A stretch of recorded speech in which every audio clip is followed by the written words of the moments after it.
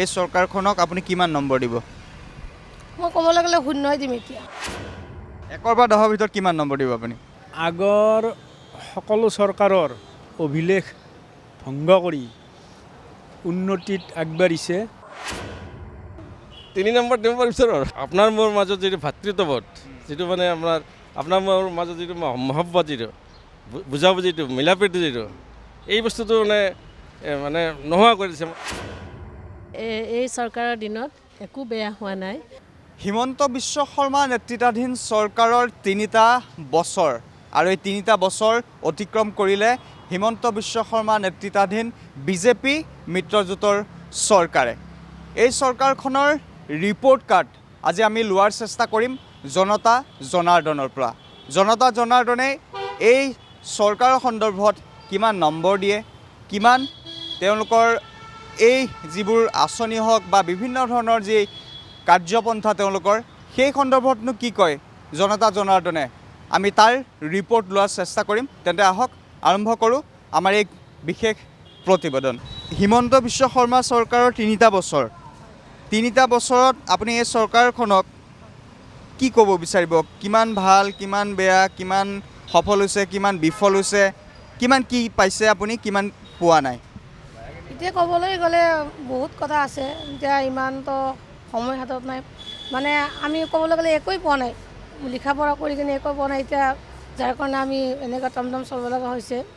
তাৰপিছত ধৰক কিমান কি দুখীয়া মানুহবিলাক চৰকাৰৰ বহুত সহায় পায়, আমি সেইখিনি পোৱা নাই, একোৱেই পোৱা নাই, একোৱেই পোৱা নাই। আমাক আজিলৈকে সোধাও নাই যে কেনেকুৱা কি, বা দেখাটো পায় আজিকালি নিউজত আহে, কিমান আহে, আমাক এইবিলাক একো হেৰি কৰা নাই। আঁচনি দিব লাখপতি বাইদেউ, তাৰপিছত আপোনাৰ এইয়া গোটৰ মিটিং কিবা কিবি, এনেকুৱাতো মোৰ মাৰ ঘূৰি ঘূৰি মানে হেৰি হৈছে। মই কৈছোঁ নালাগে মা, যাব নালাগে, এনেওতো পইচা নোপোৱা। মায়েও পোৱা নাই?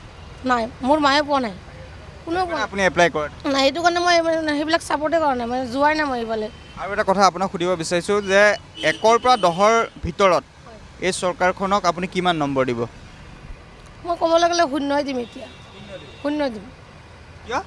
মানে মোৰ ভাল নালাগে, মোৰ এনেকুৱা ইমান মানে এইবিলাক চাই কিনে চাওকচোন, মানে এনেই ভাল নলগা হৈছে। আৰু চাবচোন, মই ই ৰিক্সাখন চলাই খাওঁ, এইখন ধৰিলে 15,000 20,000 টকা এনেকৈ ফাইন লৈ লয় MVI। সেইটোতো বেয়া লাগে না, আমিতো ইমান টকা ক'ত পাম কওক? যিহেতু আমি কৈছোঁৱে যে জনতা জনাৰ্দনে তাৰ ৰিপৰ্ট কাৰ্ড দিব, আমি এগৰাকী জ্যেষ্ঠ লোক পাইছোঁ, তেওঁৰ পৰা আমি মন্তব্য লোৱাৰ চেষ্টা কৰিম। হিমন্ত বিশ্ব শৰ্মা নেতৃত্বাধীন চৰকাৰৰ 3টা বছৰ, 3টা বছৰত আপুনি কি ক'ব বিচাৰিব এই চৰকাৰখনৰ বিষয়ে? কি পাইছে, কেনেধৰণৰ কি পাইছে? হিমন্ত বিশ্ব চৰকাৰৰ দিনত আগৰ সকলো চৰকাৰৰ অভিলেখ ভংগ কৰি উন্নতিত আগবাঢ়িছে। আপুনি ৰাস্তা ঘাটে চাওক বা আমাৰ জনসাধাৰণক যি আঁচনি সহায় সাহাৰ্য কৰিছে বা যেনেকুৱা ধৰণৰ কথা দিছে, কথা ৰাখিছে, বা চাকৰি বাকৰি এইবিলাক যিখিনি দিছে, টকা পইচা খৰচ নোহোৱাকৈ ৰাইজ যথেষ্ট সন্তুষ্ট হৈছে। মই ভাবোঁ এইবেলিও চৰকাৰ হিমন্ত বিশ্বৰে হ'ব অহা বিধানসভাত। আৰু আমাৰ যিটো লোকসভা ইলেকশ্যন, এই লোকসভা ইলেকশ্যনটোতো বিজেপি চৰকাৰ হ'বই। কাৰণ ধৰক মানুহে প্ৰগতি চাব। আজি ল'ৰা ছোৱালীয়ে পঢ়ি যদি টকা পইচা দি চাকৰি ল'ব লাগে, তেতিয়াতো আৰু ৰাইজ সেই চৰকাৰৰ লগত নাথাকে। যিহেতুকে টকা পইচা নোহোৱাকৈ চাকৰি বাকৰি হৈছে, গতিকে ৰাইজে সেইখিনিও চাব বা ৰাস্তা ঘাটখিনিও চাব। হয়, বস্তু বাহিনীৰ দাম অলপ বাঢ়িছে, সেইটো বাঢ়িবই, গতানুগতিক কথা। পাইছে কি নাই পোৱা, বিভিন্ন স্তৰৰ আমি লোকৰ সৈতে কথা পাতি আছোঁ। এগৰাকী অটো ৰিক্সা চালক আছে, আমি তেওঁৰ সৈতে কথা পতাৰ চেষ্টা কৰিম। আপোনাৰ নামটো জনাৰ চেষ্টা কৰিছোঁ, কি নাম? নৌছেৰ আলী। নৌছেৰ আলী। আপুনি কিমান বছৰ ধৰি অটো চলাই আছে? মই 87ৰ পৰা অটো চলাই আছোঁ। 87ৰ পৰা। অকণমান ওলাই আহিলে ভাল হয়, অকণমান আমি কথা পতাৰ চেষ্টা কৰিম আপোনাৰ সৈতে। হিমন্ত বিশ্ব শৰ্মা নেতৃত্বাধীন চৰকাৰৰ 3টা বছৰ, এই 3টা বছৰত আপোনালোকে হিমন্ত বিশ্ব শৰ্মা চৰকাৰৰ কেনেকুৱা ধৰণৰ কি উন্নতি দেখিছে আৰু কি উন্নতি দেখা নাই, বা কি হোৱাটো বিচাৰে আপোনালোকে, আৰু কি হ'বলৈ বাকী আছে বুলি আপোনালোকে ভাবে? এইটো হিমন্ত বিশ্ব শৰ্মা মানে কংগ্ৰেছৰ পৰা বিজেপিত আহিল, যিয়ে নহওক তেওঁক মই এটা ফালেদি উপযুক্ত চিফ মিনিষ্টাৰ বুলিয়ে ক'ব। এতিয়া আনফালদি মানে এটা ছাইড যিহেতুকে আমাৰ বৃহৎ ক্ষতি এটা কৰিছে, মোৰ বিবেকেদি মই কৈছোঁ। তাৰমানে ক্ষতিটো হৈছে যিটো আমাৰ আপোনাৰ মোৰ মাজত যিটো ভাতৃত্ববোধ, যিটো মানে আপোনাৰ মোৰ মাজত যিটো মহব্বত, যিটো বুজাবুজিটো, মিলাপ্ৰীতি যিটো, এই বস্তুটো মানে নোহোৱা কৰি দিছে। মোৰ এটা বিবেকেদি সদায় কৈ থাকে, মোৰ এইটো বিৰাট দুখ, মোৰ এইটোত বিৰাট আঘাত মোৰ এইটো। কাৰণে আমি একেই মানুহ, একেই জেগাতে জন্ম লৈছোঁ, একেই হাৱা পানী আমি চব চলি আছোঁ, তেজ মাংস চব একেই। কিন্তু ইয়াতে হিন্দু মুছলমান বুলি কয়, যিটো মানে মানুহৰ মাজত ফাট মেলাই দিছে। এক চাইডে বহুত মানুহ আছে জ্ঞানী মানুহ, তেওঁলোকে তেখেতসকলে বুজি পায়, এই বস্তুটো একচেপ্ট কৰা নাই, তেখেতসকলে মানি লোৱা নাই আৰু ভালো পোৱা নাই। আৰু ধৰক এক শ্ৰেণীৰ মানুহ আছে সাধাৰণভাৱে তেওঁলোকে সিমান এটা ফিল কৰিব নোৱাৰে বস্তুটো, এই বস্তুটো মানে পটককৈ সেই বস্তুটো সিহঁতে হেৰি হৈ যায়, মানি লয় আৰু ভাবি লয় যে হয় হিন্দু মুছলমান বুলি এটা এটা যে নেগলিজেঞ্চি এটা ভাৱ, যে এই বস্তুটো মই মাজত ফিল কৰোঁ। মই নিজে হয়তো সেইটো আপুনি ভাবে যে মুখ্যমন্ত্ৰীৰ কাৰণে হৈছে বুলি ভাবে নেকি আপুনি? মুখ্যমন্ত্ৰী বিজেপি পাৰ্টিৰ পৰাই এইটো ইংগিত দিছে, কিন্তু মুখ্যমন্ত্ৰীৰ মুখেদি ওলাইছে কথাবিলাক, শুনা পাইছোঁ, নিউজত শুনা পাওঁ, বা বিজেপিৰ আৰু যিবিলাক হেৰি আছে, নেতা আছে, মিনিষ্টাৰ আছে, তেখেতসকলৰ মুখেদিও কেতিয়াবা শুনা পাওঁ। ধৰক কিছুমান ভাল কি দেখিছে? ভালটো কৰিছে যেনিবা আমাৰ হেৰি কৰিছে, আমাৰ ৰাস্তা ঘাটৰ হেৰিবিলাক উন্নয়ন কৰিছে, ফ্লাইঅভাৰবিলাক বনাইছে। আমাৰ হয়তো ফ্লাইঅভাৰবিলাক যেতিয়া হৈ যাব তেতিয়া যান জঁটটো কমি যাব। এইটো এটা ভাল দেখিছোঁ মই।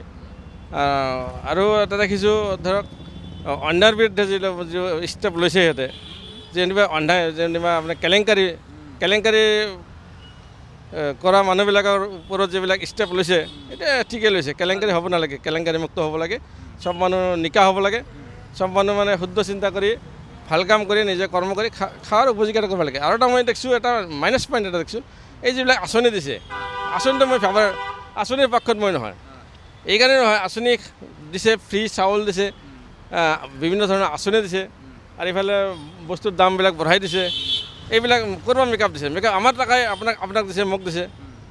গতিকে মেকআপ দিছে, আপোনাৰ পকেটৰ পৰা টকা নি বস্তুৰ দাম বঢ়াই দি এক চাইডে আঁচনি দিছে, ফ্ৰী কৰি দিছে। আৰু ফ্ৰী চাউল দিয়াৰ ফলত মানুহৰ কি হৈছে, এই কামবিলাক এৰি দিছে, কিছু কাম এৰি দিছে, খেতি বাতি কৰিব এৰি দিছে মানুহবিলাক। মানুহক এই ফ্ৰী আঁচনি দিব নালাগে, মোৰ মতে ফ্ৰী আঁচনি একদম মুঠেই হ'ব নালাগে। মানুহক কৰ্মজীৱী কৰি দিব লাগে, মানুহক কামৰ লাইন কৰি দিব লাগে, কাম কৰ, দেশৰ উন্নতি হ'ব। যিয়ে খেতি বাতি কৰিব জানে সেইসকলক উন্নত ধৰণৰ খেতি বাতি কৰাৰ কাৰণে সুবিধা কৰি দিব লাগে। খেতি বাতি কৰাৰ তহঁতে যিবিলাক জীৱ জন্তুৰ ধৰক পুহি ভাল পায়, তেওঁলোকে ফাৰ্ম খুলি দিব লাগে, কাম কৰি দিয়ে। যিবিলাক স্কুল কলেজ আছে, ইহঁতৰ শিক্ষা দীক্ষাৰ কাৰণে ভাল সুবিধা কৰি দিব লাগে, তাৰ ল'ৰা ছোৱালী জ্ঞানী হৈ আহিব, কৰ্মজীৱী হ'ব, চবেই কৰ্ম কৰি খাব পাৰে। তাতে ফ্ৰী বস্তুৰ লোভ লালচা কৰিব। এতিয়া যদি মই আপোনাক সোধোঁ যে হিমন্ত বিশ্ব শৰ্মা চৰকাৰক 1ৰ পৰা 10ৰ ভিতৰত আপুনি কিমান নম্বৰ দিব বিচাৰিব? কিমান নম্বৰ দিব? এইটোতো তেওঁতো আচলতে এক চাইড ভাল কৰিছে, এক চাইড বেয়াও কৰিছে। সেই হিচাপে 1ৰ পৰা 10ৰ ভিতৰত কিমান নম্বৰ দিব আপুনি? 3 নম্বৰ দিব বিচাৰোঁ আৰু। 3 নম্বৰ 7 নম্বৰ 7 নম্বৰ বাকী থাকিলে এইটো মোৰ ব্যক্তিগত কথা আৰু পদপথৰ ব্যৱসায়ীসকলৰ সৈতে আমি এইবাৰ কথা পতাৰ চেষ্টা কৰিম। দাদা, আপোনাৰ সৈতে অকণমান কথা পতাৰ চেষ্টা কৰিছোঁ, আৰু লগতে আৰু এগৰাকী পদপথৰ ব্যৱসায়ী আছে। আমি দুয়োগৰাকীকে আমাৰ এই প্ৰতিবেদনৰ অংশ হিচাপে লৈছোঁ, আৰু আপোনাৰ পৰা অকণমান কথা পতাৰ চেষ্টা কৰিম। অকণমান উঠি দিলে ভাল হয়। হিমন্ত বিশ্ব শৰ্মা চৰকাৰৰ 3টা বছৰ, এই 3টা বছৰে আপুনি এই চৰকাৰখনৰ প্ৰতি কি আছে, আপোনাৰ মনৰ ভিতৰত কি আছে সেয়া জনাৰ চেষ্টা কৰিছোঁ। কি ক'ব বিচাৰিব? হিমন্ত বিশ্ব শৰ্মা ছাৰে এতিয়া বৰ্তমান বহুত উন্নয়ন কৰিছে, ভাল কাম কৰিছে। এতিয়া মোৰ দৃষ্টিত ৰাস্তা ঘাট উন্নয়ন বহুত কিবা কিবি কৰিছে। তেখেতে অসমৰ হকে ভাল এটা সুচিন্তা কৰি কৰিছে তেখেতে, কাৰণ এনেকুৱাকৈ কোনো এজন ব্যক্তি কৰা নাছিল। তেখেতক মই ধন্যবাদ দিছোঁ। যিবিলাক কাম কৰি আছে সেইবিলাক কামৰ কাৰণে মই তেখেতক অশেষ ধন্যবাদ দিছোঁ। আৰু এগৰাকী আছে, আমি তেওঁলোকৰ সৈতে কথা পাতিম, কিন্তু এগৰাকী আমি জ্যেষ্ঠ লোক পাইছোঁ, তেওঁলোকৰ সৈতেও আমি কথা পতাৰ চেষ্টা কৰিম। দাদা, অকণমান কথা পতাৰ চেষ্টা কৰিছোঁ। হিমন্ত বিশ্ব শৰ্মা চৰকাৰৰ 3টা বছৰ, এই 3টা বছৰত আপুনি এই চৰকাৰখনৰ প্ৰতি কেনেধৰণৰ এটা আপোনাৰ মনত ক্ষোভ আছে বা এনে কি আছে জনাৰ চেষ্টা কৰিম। ভাল ভাৱ আছে চৰকাৰৰ প্ৰতি বা ক্ষোভ আছে, সেয়া আমি জনাৰ চেষ্টা কৰি আছোঁ এই প্ৰতিবেদনৰ জৰিয়তে। গতিকে কি ক'ব বিচাৰিব? কি ক'ম আৰু, চবতো ঠিকেই আছে, ঠিকেই চলি আছে চব, বেয়াটো নহয়। হিমন্ত বিশ্ব শৰ্মা দেৱেতো ভালে কৰ্ম কৰি আছে, কৰ্মখিনিতো বেয়া কৰা নাই। বৃদ্ধা পেঞ্চন, বিধৱা পেঞ্চন, তাৰপিছত তোমাৰ সেই কি কয় অৰুণোদয়, চব দি আছে। কংগ্ৰেছ আমত এইবিলাক দিয়া নাই না, সেয়ে। কংগ্ৰেছৰ সময়ত পোৱা নাছিলে আপুনি? পোৱা নাই আমি। এতিয়া পাইছে আপুনি? সকলো আঁচনি পাইছে, লাভ কৰিছে? পাইছোঁ, চব আঁচনি পাইছোঁ। এতিয়া মোৰ সময় পূজা চলি আছে, ঠিক আছে। দাদা, আপোনাৰ সৈতে অকণমান কথা পতাৰ চেষ্টা কৰিম। হিমন্ত বিশ্ব শৰ্মা চৰকাৰৰ 3টা বছৰ আজি সম্পূৰ্ণ কৰিছে, গতিকে এই 3টা বছৰত আপুনি কি পাইছে, কি নাই পোৱা, আপোনাৰ মনৰ কথাখিনি কেনেকুৱা ধৰণৰ? মই এই 3টা বছৰৰ ভিতৰত আপোনাৰ মুখ্যমন্ত্ৰী ডাঙৰীয়াই যিখিনি উন্নয়নমূলক কাম আঁচনিত হাতত লৈ কাম কৰিছে, সেই কামখিনি কিন্তু অন্য চৰকাৰৰ তুলনাত বহুত উন্নতি কৰিছে। তেনেস্থলত আপোনাৰ মই কিবা পাওঁ নাপাওঁ বেলেগ কথা, কিন্তু ৰাইজৰ দেখা অনুপাতে বহুত কাম হৈছে, আৰু সেই অনুপাতে অহা কেইটা বছৰতো তেখেতে সেই পদক্ষেপত যাতে আগবাঢ়ি যাব, জনসাধাৰণক হাৰাশাস্তি নকৰে, দামে দৰে তেনেকৈ কৰিলে মই ভাল পাওঁ। মানে দাম দৰ বাঢ়িছে বুলি ক'ব বিচাৰিছে আপুনি? প্ৰত্যেকেই দাম দৰ বাঢ়া বুলি কয়, কিন্তু ময়ো পাইছোঁ টান।